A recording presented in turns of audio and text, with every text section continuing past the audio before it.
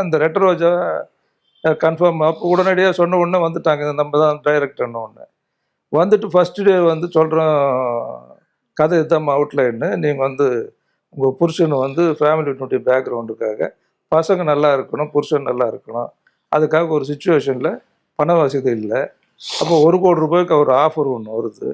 அப்புறம் உங்கள் புருஷன், சார் என்ன சார் நீங்கள் இந்த மாதிரி புருஷன், எனக்கான ஒரு நல்ல இமேஜ் இருக்குது இண்டஸ்ட்ரியில், நான் எப்படி நான் புருஷனை விற்றேன்னு சொன்னோம்னா நாளைக்கு கல்லால் அடிப்பாங்க, என்ன வெளியில் போனேன்னு சொன்னால் என்ன இப்படி சொல்கிறீங்க? இல்லைம்மா அதுக்கு சீன்ஸ் இருக்குது, அது நீ வந்து வெயில தினமா நீ வந்து ஹஸ்பண்ட் மேட்ரு வந்து அப்படி சொல்லிட்டே தவிர அது வந்து எவ்வளோ பாதிப்புன்றது கன்வின்ஸ் பண்ணுறதுக்கு சில சீன் வச்சுருக்கேன்.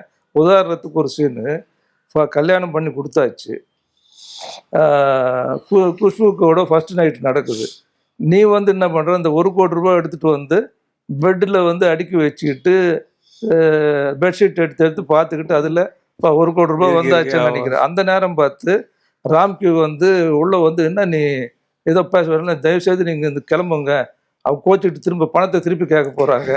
ஸோ உனக்கு அந்த அளவு கூட ஒரு அந்த அந்த இது மெச்சூரிட்டி இல்லாமல் குழந்த மாதிரி நீ நினச்ச பணத்துக்கு தான் நீ இது பண்ணியே தவிர உனக்கு அந்த ஹஸ்பண்ட் ஒய்ஃப்னுடைய ரிலேஷன்ஷிப்னுடைய அருமை தெரியல.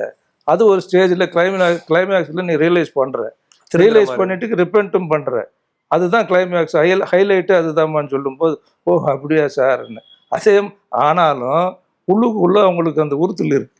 ஆனால் ரிலீஸ் ஆன ஃபஸ்ட்டு டே உதயத்தில் அவங்க ஆளுங்க அமிச்சாங்க, அவங்க அமிச்சிட்டு ஃபஸ்ட்டு ஃபோன் எனக்கு தான், சார் நீங்கள் சொன்ன மாதிரி இப்போ அப்படி பாராட்டுறாங்க சார், அந்த மாதிரி இந்த மாதிரி இல்லை, அந்த அளவுக்கு அருமையாக பாராட்டுறாங்கன்னு சொல்லி அதானே நமக்கு சந்தோஷம், வேறு என்ன இருக்குது சார். இல்லை